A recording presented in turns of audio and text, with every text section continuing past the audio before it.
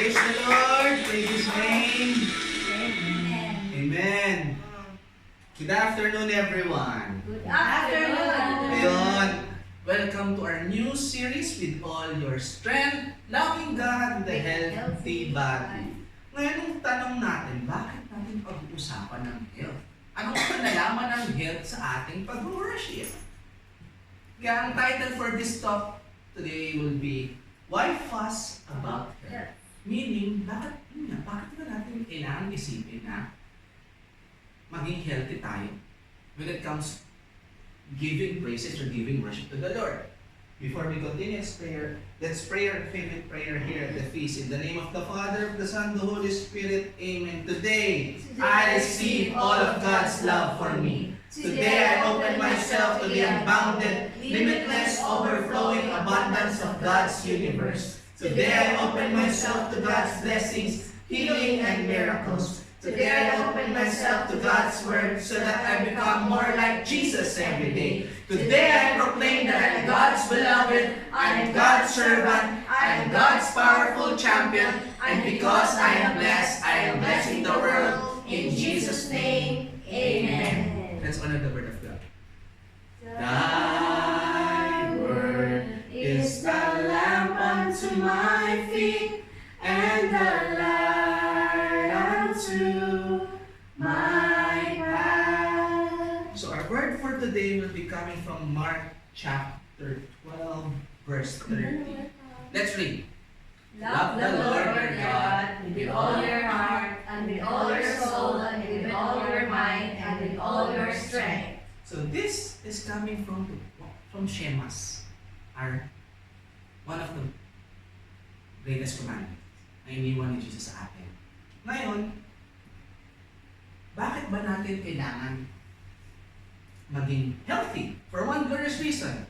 Let's read. You want to love God with all your strength. Sige, question. If may sakit kayo ngayon, nakasayaw ba kayo kanina? Hindi naman, di ba? Walang gana. Di ba walang gana? And yet, when we started our worship, buhay na buhay tayo. Why? Because we are healthy. And because we are healthy, we are having this strength, this love. Now, how can we express our love with the love of the Lord with all our strength? Amen? Amen. But I will give you this message for today. You have a roommate. Bakit kaya you have a roommate ang ating message for today? We'll continue that in a while, but in any case, I want you to read something. Modern Christians think of their bodies more like Plato than Jesus. We see our physical bodies from the lens of the Greek philosophies, not in Hebrew scriptures. Sabi kasi, sa Greek view, you're a soul trapped inside a meat suit. Kumbaga, karne. Yung kaluluwa mo lang, kumbaga, lalagyan ka lang ng kaluluwa mo. At ang ano natin dyan is, meron tayong may mga taong in-worship ang body na, in-worship ang body nila. At yung iba, wini-waste nila yung body. Sino ka dun sa dalawa? Sino ka ngayon? Yun ang tanong ko sa'yo. Yun ang tanong ko sa inyo ngayon, mga kapatid. Sino ka ngayon sa dalawa? Do you worship or do you waste? May pagkakaiba yan, and we'll tackle it later. Let's honor the Word of God. Thy Word is a lamp unto my feet, and a light unto my path. Sige, pumunta tayo. Relax. Hello. Welcome to sa ating mga first timers. Sis, anong name nila? Dina. Si Propo. Shane. Welcome po sa Feast Kuala Lumpur. Welcome. Sa mga first timers po natin, mami, may gift ba tayong dala? Yes. Sa mga first timers natin, may gift tayo later. Meet nyo lang yung wife ko later sa si Sis Enzo. Di ba sabi natin kanina, pinapili ko kayo, sino kayo sa dalawa? Do you worship or do you waste? Pero both. Kung tatanungin ko kayo, kung titignan mo ngayon ang sarili mo sa salamin, sino ka ngayon sa dalawa? I worship. Like, etik ka may body. I worship na. Regalo ko na. Hindi. if we're going to study the origin of the word soul, in Hebrew, soul is nefesh. Nefesh. Nefesh. Which means throat. So, pag titignan natin, eto mukha ba mga throat yung mga yan? Diba? Si Casper, yung ghost sa Ghostbusters, yung Slime. si Slimy, tapos yung mga, ito yung tatlo yung sa Harry Potter na mga ghost na kung napanood nyo ng Harry Potter. Pero, kasi when, in Psalm 63, it says, my soul thirsts for you. So when we use the original Hebrew, you can say, my throat thirsts for you. So usually ba pag nauuhaw ang lalamunan natin ng pakiramdam, pagkagaya nito, I thirst. Hindi naman ako kumain. Kasi natutuyuan na ako. Pag tayo ay nagtithirst, when we say thirst, we are longing for something. So, when we thirst for something, meaning our soul, our throat thirsts for the love of God. Again, why do we thirst? Because we need something to feel it, satisfy us, to feel us, to cure us. Minsan kasi may mga kakulangan din tayo sa mga katawan natin, di ba? Minsan pag pagod ka, anong kailangan mo? Pahinga. Pag nahihilo ka, anong usually nang kulang sa'yo? Pagka ulo, pagkain, sugar, sa mga diabetic, dinatutunan. Tingnan natin, di ba? May mga kulang at may mga sobra. Pag-uusapan din natin yan later. Because in God's eyes, your body and soul are not separate. You don't have a body, you are a body. Makikita natin sa mga highlights natin later. Kahit ngayon pala, makikita natin, bakit ba naging you have a roommate ng ating big message for today?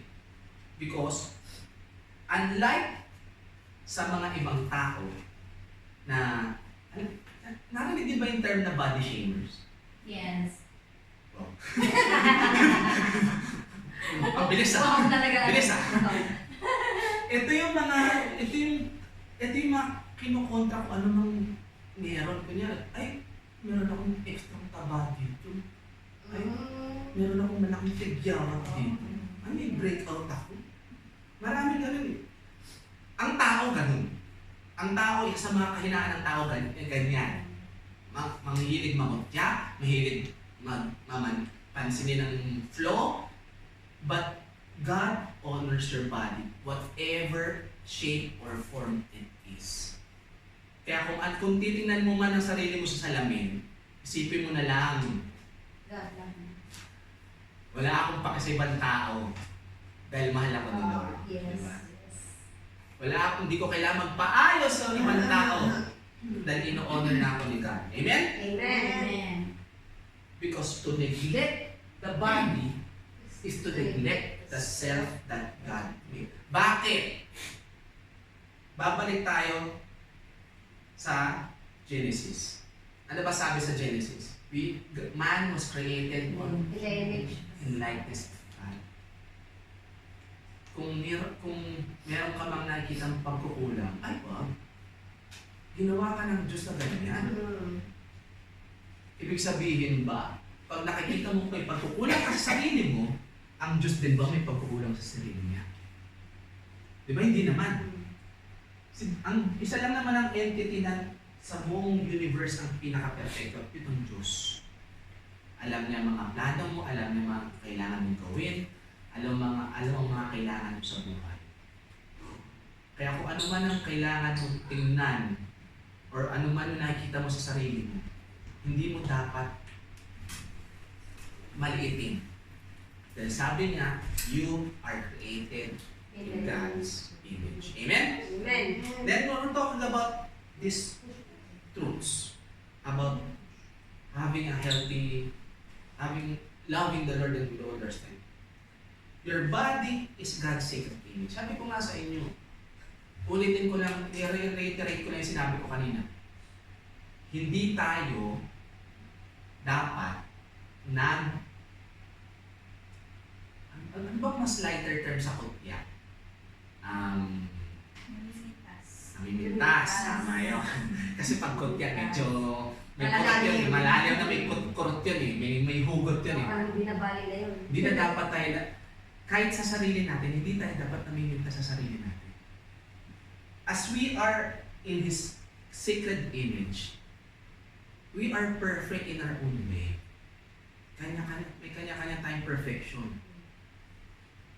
Minsan kasi, meron akong naalala na na-encounter na nanay. Yung kaklase ko kasi, yung nanay niya, medyo health buff. So, ang sabi niya, bakit si Robert hindi pumapayat katulad mo? Ano nga, high school yun, remember? Medyo, alam mo naman ang puberty, ang adolescence, medyo sensitive. Ngayon, ang ginawa ngayon itong kaklase ko si Robert, hindi na siya kumakain ng lunch ngayon. Sabi niya sa akin, Ray, buti pa nga ngayon eh. Hindi ako kumakain ng lunch. Dahil sa nanay ko. Yung binibigay niya sa akin pambili ko ng lunch, pinang-pipisi ko na lang. Pinanglalaro ko na lang ng pisi. Nakukuha niya yung gusto niya, nakuha ko yung gusto ko, win-win. Win-win situation para sa kanya. Sabi ko, okay, can't argue with that logic. Magkasakit ka na. Pero, yun. Sabi nga nila, pag ang sobra ay what? Masama. All we do in lahat, we have to do in moderation. Kasi isipin natin if we're going back in time, ganito ang figure ng mga perfect figure daw nila. Maniniwala ba kayo nung panahon yung mga ganung taong figure? Oo. Di ko naman maisip na, dati ba uso na bang bodybuilding? Hindi naman, parang pagbubuhat ng bato siguro pwede. Yun lang yung noon, kasi wala kang mga machine noon. Sa bagay na nga, Kamayan hands-on lang. labor nga naman, which is true. Again, yeah. Sorry.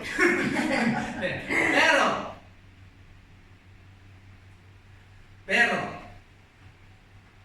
nung time ng mga Hudyo, we never they asked for a figure of Yahweh. If you remember nung story ni Moses, when they were traveling the desert, they were asking anong itsura ng Diyos. And yet ang Diyos nagpakita in what? In a pillar of fire. Pero, sa isang beses na nagpakita ang Diyos kay Moses, saan? Burning bush. Ayun, di ba? Sa burning bush lang siya nagpakita. But never siya nagpakita in any form, as an image, as a human figure. Because Yahweh never needed statues. Because humans are already His images. The body and soul of living humans are already His images. Kaya kung ano man yung itsura ng katabi mo, nakikita mo ang Diyos dyan. Nakikita mo ako, Tibet? Masasimba lang natin. Kung maganda man o hindi ang nakikita mo sa katabi mo, nandyan ang imahe ng Diyos. Amen? Amen! Wala kang magagawa kundi tanggapin yan. Kaaway mo yun. Kaaway mo man o kaibigan mo, imahe ng Diyos yan. Bakit? Sila ang taong yun ang nag-represent ng imahe ng Diyos dito sa lupa. Babalik again, Genesis chapter 1 verse 27. Walang ano doon. Walang argumento. Walang argumento doon. Maybe matawa ka, o hindi ka makapaniwala na, talaga imahe ng Diyos to. Ayun, sumasumang galing. It's besides the point. Huwag mo tingnan yung negative. Huwag mong tingnan yung negative, tama Ate Vic. Kasi hindi naman talaga tayo ginawa ng Diyos from the negative. We're born out of that. Amen? Amen. Please read. Your body, soul, talking, praising the holy image of God on planet Earth. Another pressing point. Kahit gaano pa kinamumuhian yung nakakita mong tao, representation pa rin siya ng Diyos. Libak-libak na niya ako. Yes. And it's up to you, ate, kung paano mo siya mamahalin. Paano siya mamahalin? Because Totoo naman, di ba? Hindi naman tayo dapat, kahit na gaano kabigat ang naging kasalanan ng isang tao sa atin, we never give them anything negative. Because, number one, we are all brothers and sisters. Number two, again, Genesis 1, chapter 27. Pag kinagalit mo ba isang tao, ibig sabihin nagagalit ka sa Diyos. Diba? That's why Jesus came down and teaches us how to love. Dahil nung panahon na ni Kristo, nakalimutan na ng tao yun. As we go along in this journey here, we will learn that Jesus will remind us bakit tayo nagmamahal, bakit natin kailangan mahalin ang sarili natin, to give our strength, to fill up our strength to worship the Lord. Minsan kasi talagang nakakalimutan natin. Ang tao, agree ba kayo, ang tao may short-term memory loss? Madaling makalimot. Kasi pag tinanong niyo ang misis ko, isang malaking oo yan. Tatanong ko misis, Jun ba madaling makalimot? Sabi niya, oo. Walang buwelo yun. Isang hinga lang yun. Pag tinanong niya si Sis Ensen, sabi niya, si Bro Jun ba makalimot? Yes! Di pa tapos yung tanong, yes! Ganun siya kabilis sumagot. Aminado naman ako na makalimutin naman talaga ako. But in trivial things, pero pagdating sa iba, mga alam mo yan, mami. Sa mga trivia lang nakakalimot. But next question, when people see your physical body, are they reminded of God? Hindi ako sure. So may kwento ko, meron kasing tatlong nanay. Diba alam niyo naman ng nanay pag sa mga nasa school, siyempre pakabugan niya. Si Mother 1, sabi niya, gusto ko, paglaki ng anak ko, magiging ano siya, magiging pare. Para pagdating, para pag sinalubong natin siya, ayun tawagin siya, oh, Father! O yun. Yan ang Father, tawag sa pare, diba? Sabi ni Mother 2, sabi niya, gusto ko paglaki ng anak ko, gusto ko siya maging bishop. Para pag tinawag siya, oh, His Excellency. Eh si Mother 3, si Mother 3, mahilig magpakain ng anak. Dumating na anak niya. Ako wala akong pangarap sa anak ko. Pero pag nakita niyo siya in the future, pag nakita siya malaki, ang sabihin niyo, oh my God! Oh my God! Sorry. All I'm saying is, ang segue ko lang doon is, what people see in us, what we see on other people, it give us the reaction. Diba? Tanungin ko kayo, pag may nakita ba kayong, kunyari, friend nyo, na may natirang kangkong sa ngipin, may nasabihin ba kayo? Wala. Meron. Diba? Kung mahal niyo yung tao, are you going to be honest na, uy, Mars, meron ka pang natirang kangkong. Hulaan ko ulam mo. Hulaan ko ulam mo, Mars. Di ba? Oh. If you really love the person, are you going to be honest or tatawa ka na lang? Tatawa muna. Tatawa muna.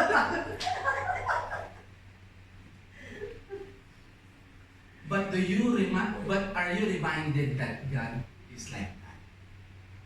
No. Hindi naman din. But as humans, we're not really perfect. We are just images. We're not perfect like God.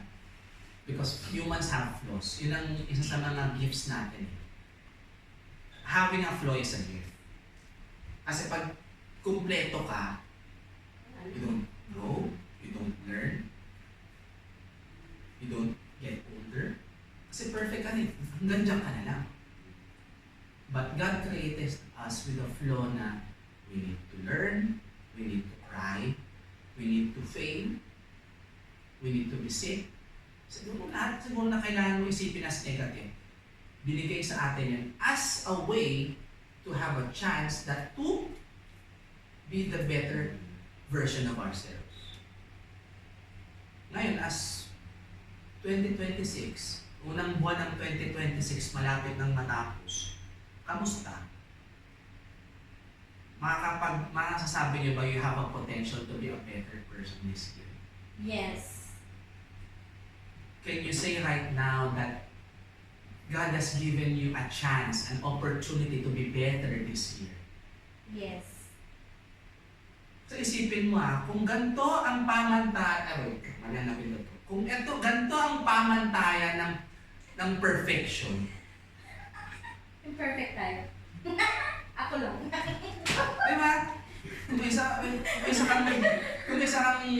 isa kang meron kang bodybuilder's body, tapos o kaya meron kang katawan ng isang beauty queen, Ayaw ko. isipin na lang natin ang maintenance ng ganyan, di ba? Kaya nga, nakapagod kaya. How would you react, let's say, in pagising mo sa umaga ganyan na kagad na nakuha mo? Oh my God. Oh my God! OMG talaga.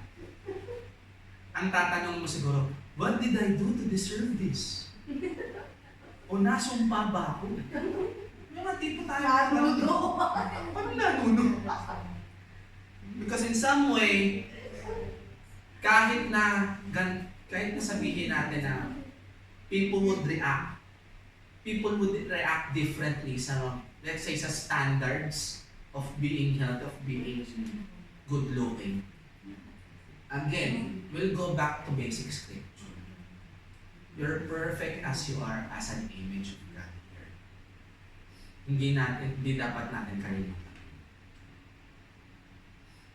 Because when we want, why do we need to be healthy? Why do we need to be again, bottom line question, why do we need to be healthy? This is the answer. God is already there. Alam mo yung kasabihan na you can feel, hindi ko kabisadin yung quote eh. You cannot feel something with an empty cup.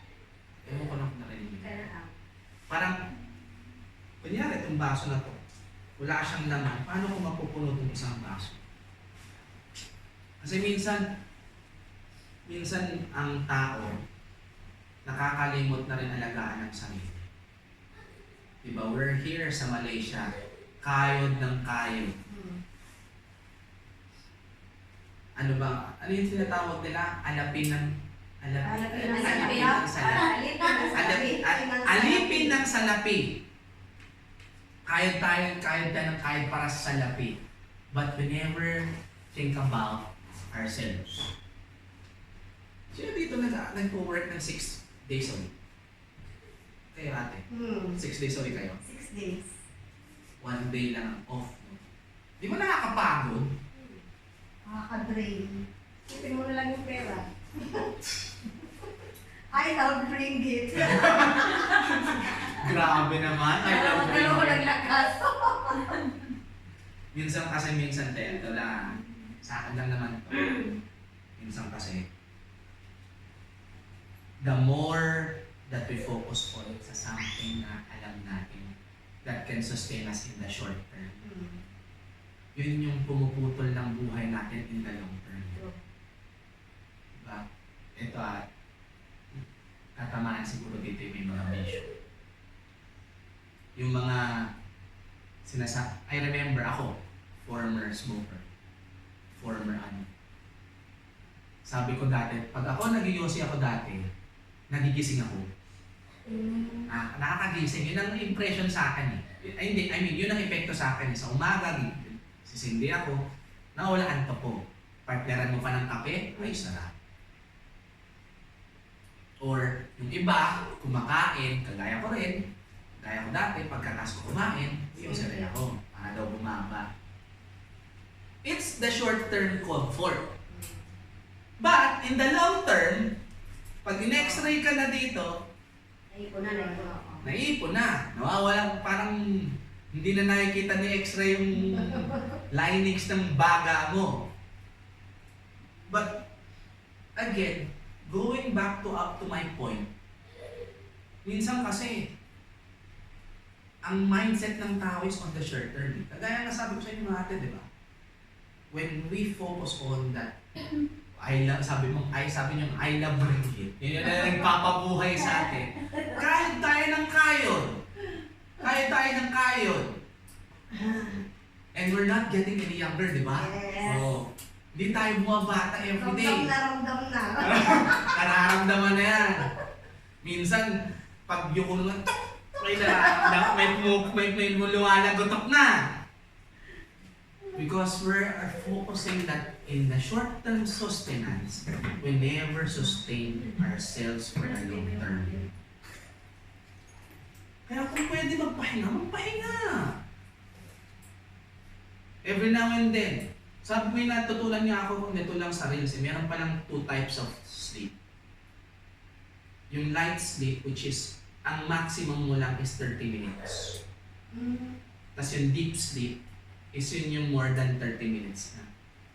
And kapag sinasabi natin mag-siesta, pag ang siesta mo is more than 30 minutes, deep sleep na yun. And pag ang deep sleep is required minimum at least 4 hours a day. Pero pag pinutol mo yun, madidisrupt ang bodily function mo, lalo na daw sa utak mo. Magiging makakalimutin ka. Siguro nga kaya ako makakalimutan no. Pwede ka umidlip.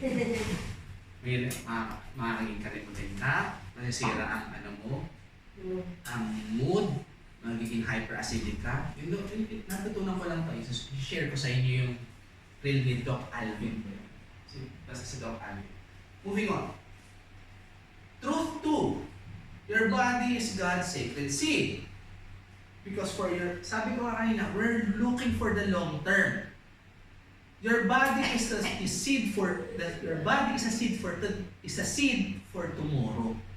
So para bukas, kung aalagaan mo ang sarili mo ngayon, ang sa kinabukasan mo, magtatagal ka pa. Hindi yung may every time na mag-bend ka ng tok. O kaya konting ganun, tok. O kaya minsan maparami lang ang kain ng munggo mo. May namamaga na, may masakit na sa tuhod. Because every time, we always forget na there is one story in our belief na God raises us at the end of times. Because God promises that He will raise our bodies and transform them into glorious form. Kanino ba yung sinasabi kong story?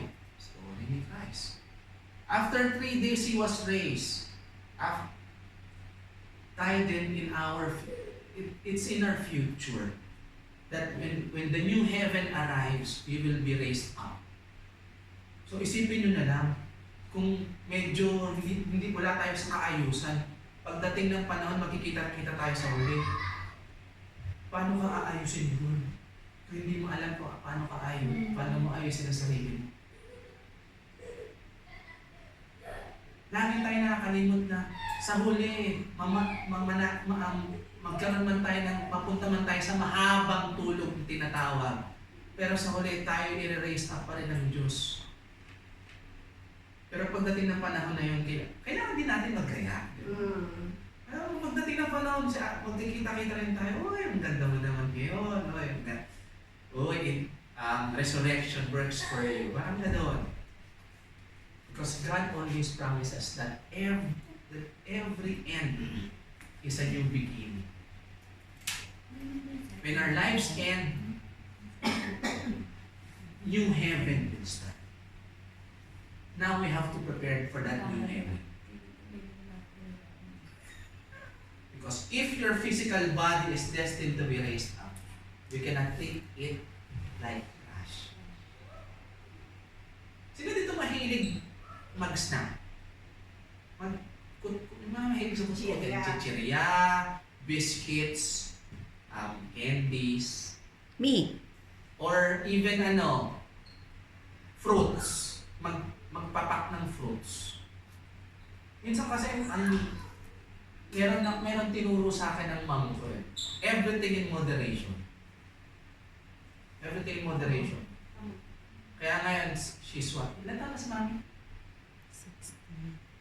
62, 63, something, ano na, never pa siyang nagkaroon ng sakit. Ang huling hospital niya is when my brother was born. And imagine, ilang taon ng kapatid ko ngayon, 33. 32. So, it was 30 years since the last time he went to the doctor. She went to the doctor. Kasi, all she did was in moderation. Granted, kumakain siya ng 5 times a day. Breakfast, merienda, lunch, merienda, dinner. Pero lahat yun moderation. Kasi sabi niya sa akin, oo, kahit ang ginamit niya pangantan, i-deprive mo ngayon na sarili mo. Okay lang. Masahabaan man ang buhay mo, hindi. Bakit? Oh my God. Grabe. Because we cannot treat our bodies like this, mga kapatid. We have to treat it like there's something beauty into it. Kaya nga sabi, but at the same time, we cannot be attached to it as a present beauty because God has greater plans for our bodies. Hindi naman natin kailangan ng sambahin ang sarili nating mga katawan. Because caring for your body is not the end goal. The end goal is always this. Love God with all your strength. Hindi mo naman kailangan maging beauty queen level of figure. All you need to do, have the strength to say yes and to love God with all your strength. Amen? Amen. Truth 3. Your body is God's sacred house. Ngayon, malalaman natin bakit tayo may roommate. Isa siyang bahay. Ngayon, tanongin ko kayo. Before yung question ko, let's read this from Corinthians chapter 6, verse 19 to 20. Do you know that your bodies are temples of the Holy Spirit who is in you, whom you have received from God? You are not your own, you are bought at a price, therefore you honor God with your bodies. So isipin mo na lang kung ang isa siyang bahay. Sino dito ang mahilig maglinis ng bahay? Sino yung napakasinop sa bahay? Me. Isipin mo na lang kung ang bahay mo ganito kalinis, may darating na lang bigla na uupo sa lamesa mo, nakataas ang paa. Yun? Yes, yan din nasasabihin. You remember, sabi nga kanina doon sa binasa natin, our bodies are a house of the Holy Spirit. Your soul is just a visitor. That's why we have a roommate. Ang roommate na yan is our Holy Spirit. It's God's Holy Spirit is our main roommate na nagbubuhay at naglilinis ng bahay na to. Ikaw, pinabalahura naman. For some of us that we never honor that particular principle, gaya ng mga nakikita natin, mga normal na nakikita natin sa mga bahay-bahay sa Pilipinas. Naglalasing. Mga lasing ko sa kanto, yung mga ganon. But in our case here sa Malaysia, tayo, na parang wala naman namang kilala na nagbibisyo ngayon. Ang nagiging vice natin is pagkain. Yes. Yun ang nagiging vice natin. Hindi man tayo umiinom, hindi man tayo nag-yosi. Ang nagiging vice natin pagkain.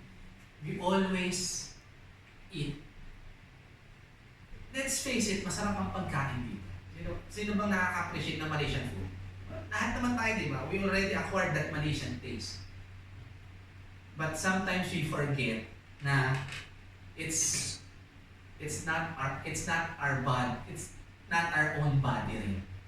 There is something dwelling in us na nagki-cleanse ng buhay natin, but we never honored it. Because we always think that this is my body, I can do whatever and I want to do it. Di ba pag nakita mo, pag nakikita ka sa loob, okay, ganda. Ako yan.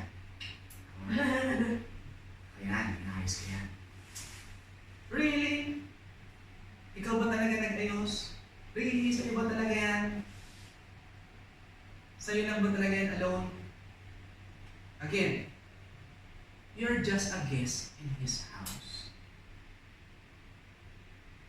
Tandaan mo, even before, if you remember my talks before, I always say that everything that you own, everything that you hold on to dear, from your body, from your families, from your laman ng wallet mo, laman ng bank account mo, kung anong suot mo ngayon, kung anong sapatos ang suot mo ngayon, hindi lahat yan sa'yo. Lahat yan hinihiram mo lang. Even your own body, sabi nga, you're a guest. Nakikitulog ka lang. Because number one, ang owner niyan is the Holy Spirit. It's God's Holy Spirit. Because that roommate is the one who will always gonna give you strength to express your love to the Lord, to express your love to others. Minsan kasi talaga, again, malilimutin tayo. We are here in this series for 5 weeks. We're going to give it a journey on how to love God with all our strengths. Because you and God live together. God. Amen? Amen. Stand.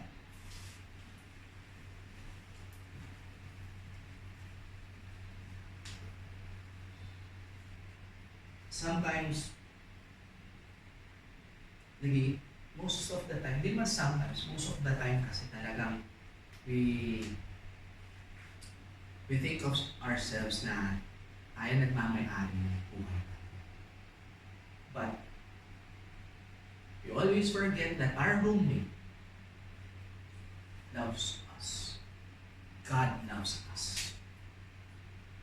But we have to love Him back with all our strength, with all our might. Close your eyes, bow your heads. Put your hands in your hands anywhere you're comfortable with. God the Father in heaven, thank you for this day. Thank you for your message and reminder that we are your images here on earth. Na even though na hindi namin nakikita ikaw mismo, nakikita ka namin sa kapwa namin. Nakikita ka namin sa sarili namin. We want to thank you for not leaving us alone. Thank you for being our roommate. Thank you for loving us as your roommate here. We want to express our gratitude that in any way na kahit ano naman, kahit anong gawin namin, you're still there, loving us.